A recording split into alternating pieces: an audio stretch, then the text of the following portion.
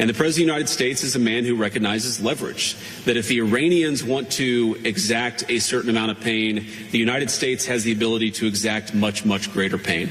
The President doesn't want to do that. I don't want to do that. That's why we're negotiating so aggressively. But fundamentally, the ball is in the Iranians' court. Now, I think the President has talked about this. One thing I will say is that the Iranians were not the fastest negotiators before the war started, and they are certainly not the fastest negotiators now. So we recognize there's some delay sometimes in transmitting messages from one person to another, but we feel confident that we can get a response, whether it's positive or negative. We're going to get a response from the Iranians by 8 o'clock tonight.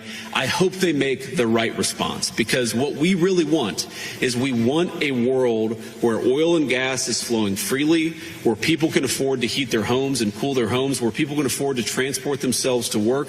That's not going to happen if the Iranians are engaged in acts of economic terrorism. So they've got to know we've got tools in our toolkit that we so far haven't decided to use. The President of the United States can decide to use them, and he will decide to use them if the Iranians don't change their course of conduct. I think that's it. Mr. Vice President. Okay.